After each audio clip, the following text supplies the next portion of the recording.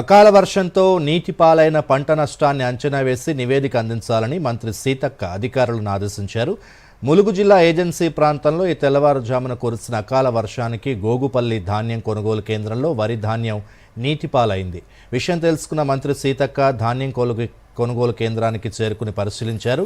నష్టపోయిన రైతుల్ని ఆదుకుంటామని హామీ ఇచ్చారు. సంబంధిత అధికారులు నష్టం అంచనా విలువ నివేదిక తయారు చేయాలని ఆదేశించారు. ఈ సందర్భంగా జిల్లా కోఆపరేటివ్ అధికారి మాలోద్ సర్దార్ సింగ్ మాట్లాడుతూ అకాల భారీ వర్షానికి వరి ధాన్యం నీటిలో మునిగిందని, ధాన్యాన్ని సురక్షిత ప్రాంతానికి తరలిస్తున్నామని చెప్పారు. నష్టపోయిన రైతుల నివేదిక ప్రభుత్వానికి అందిస్తామని తెలిపారు.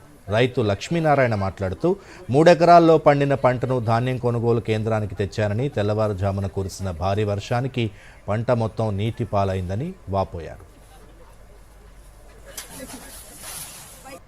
3:30 ప్రాంతంలో వర్షం పడిందని తెలియగానే జిల్లా అడ్మిషన్ వారు మాకు ఇక్కడ పంపడం జరిగింది. ఇక్కడ చూస్తే దాదాపు 1000 క్వింటాల వరకు ప్యాడీ తడిచినది. దాంట్లో 600 క్వింటాల వరకు మనకు ఆల్రెడీ బ్యాగ్స్లో నిండి ఉన్నాయి.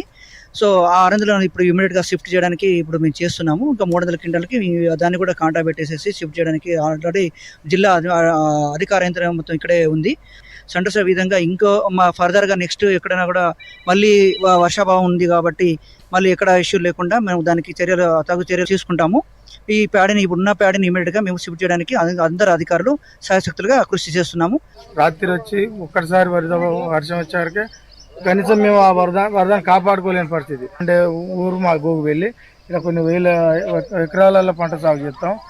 దాంట్లో ఇప్పుడు ఏ రైతు ఎంత వడ్లు పోయినా ఎంత నష్టం అయిందన్నది మాకు అంచనా లేకుండా అయిపోయింది. ఇప్పుడు మేము నాటు పెట్టిన కాడ నుండి పెట్టుబడి మొత్తం బయట తెచ్చుకుంటాం, పట్లేర్లలో అప్పులు తెచ్చుకుంటాం, ట్రాక్టర్లు పంటలు పండినాకనే ఇస్తాం, కూలీలకు పంటలు పండించడానికి బయట రైతుల దగ్గర సీట్ల దగ్గర అప్పులు తెచ్చుకుంటాం. ఇవి ఇప్పుడు మొత్తం వడ్లు తడిచిపోయేసరికి కొట్టుకపోయినాయి. కొట్టుకపోయేసరికి మేము అప్పులు ఏడ తెచ్చి కట్టాలని అర్థం కాని పరిస్థితిలో ఉన్నాం.